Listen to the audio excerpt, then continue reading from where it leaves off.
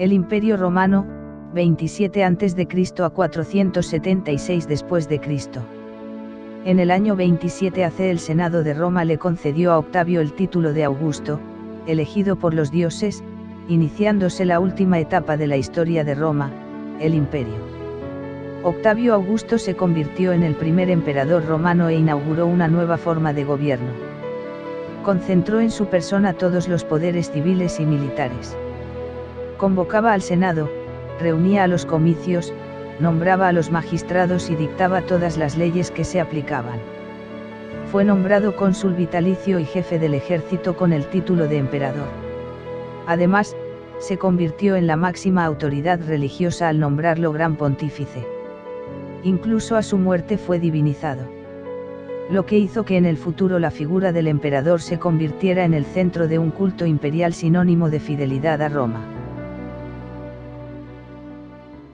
De su periodo de gobierno podemos destacar la Pax Romana, que fue una época de paz que se prolongó hasta el siglo II DC y se caracterizó por una gran estabilidad social, política y económica garantizada por un poderoso ejército y una administración eficaz.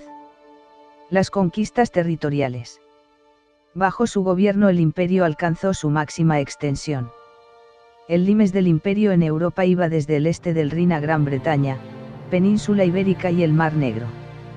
Y desde el río el Tigris en Asia hasta el desierto del Sáhara en África. Los pilares sobre los que se asentó esta nueva forma de gobierno imperial fueron, los funcionarios, el ejército, los impuestos y las vías de comunicación. Por lo general, el título de emperador fue hereditario y se pasó de padres a hijos. Instituciones como el Senado, los magistrados y los comicios continuaron existiendo pero como órganos consultivos. El emperador designaba directamente todos los cargos importantes del gobierno. Los territorios que se incorporaban al imperio tras las conquistas se convertían en provincias, dirigidas por un gobernador. Se creó un consejo imperial para hacer cumplir las leyes del emperador y se fortificaron las fronteras. Por todo el imperio se adoptó la lengua y la cultura latinas, romanización, y Roma se convirtió en una gran capital con más de 1 millón de habitantes. Y en el 212, el emperador Caracalla concedió la ciudadanía romana a todos los habitantes del imperio, completando así la unificación cultural y religiosa de sus habitantes. Crisis del imperio. Pero todo esto cambió a partir del siglo III, ya que el todopoderoso imperio romano entró en decadencia. Debido principalmente a la corrupción de funcionarios y del ejército, el debilitamiento del poder del emperador, el fortalecimiento del papel del ejército en las provincias, las frecuentes guerras civiles promovidas por generales que aspiraban al poder, así como las dificultades económicas para pagar a los soldados. La continua presión de los pueblos germánicos por el norte y de los persas por el este. Disminución del número de esclavos por el fin de las conquistas agravó el mantenimiento de las grandes propiedades rurales. Las comunicaciones entre Roma y los diferentes rincones del imperio eran difíciles debido a la distancia. Los precios de los productos subieron debido al excesivo consumo, la escasa producción y la falta de nuevas conquistas. Todo ello influyó en el comercio, que se vio afectado por la inseguridad, y los impuestos no fueron suficientes para cubrir los gastos militares del Estado. La vida se hizo más difícil y la población empezó a trasladarse al campo, donde la subsistencia parecía más fácil. A este proceso se le conoce como ruralización. Intentos de solución. Durante este periodo, los enfrentamientos, las paces y las concesiones habían sido constantes entre los romanos y los pueblos bárbaros. Para mantener la paz y poder dominar mejor todas las fronteras del imperio, el emperador Diocleciano creó entre el 286 y el 293 DC una nueva forma de gobierno llamada tetrarquía. ¿A qué se llamó la tetrarquía? Cuando a fines del siglo III Diocleciano se propuso reorganizar el imperio, se le ocurrió una nueva forma de gobierno, lo dividió en dos regiones, la oriental y la occidental. El imperio pasaría a estar gobernado por 2 César, con poder militar, y 2 Augustos, con poder político. A este sistema se lo llamó tetrarquía, gobierno de 4. No funcionó, y tras la muerte del emperador Teodosio, 395, el Imperio Romano se dividió entre sus dos hijos con el fin de poder gestionarlo y defenderlo mejor. A Arcadio le correspondió la zona oriental, Imperio Romano de Oriente, con capital en Constantinopla. Y a Honorio la parte occidental, Imperio Romano de Occidente, con capital en Roma. Pero finalmente, una coalición de tribus germánicas acabaron por invadir el Imperio Romano y entraron en Roma en el año 476.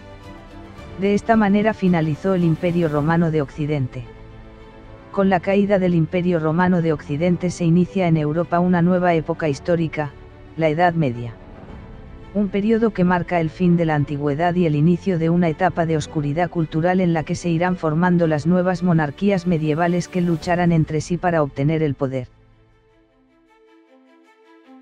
La conquista romana de Hispania.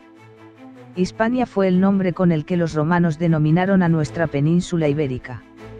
El interés de Roma por ella fue la de frenar el avance de los cartagineses en su camino hacia Roma. Su conquista duró 2 siglos y se puede dividir en varias etapas. Expansión y poderío militar. Desde la formación de la República, Roma inició una extensa expansión territorial que podemos dividir en 3 etapas. Del 500 y el 250 AC conquistó la península itálica. Entre el 264 y el 146 AC.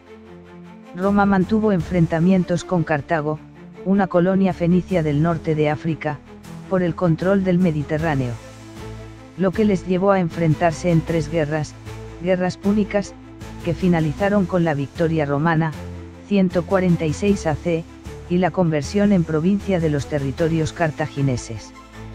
En medio de esos enfrentamientos, los romanos llegaron a Hispania, como bautizaron a la península ibérica, y la conquistaron entre los años 218 AC y 19 AC.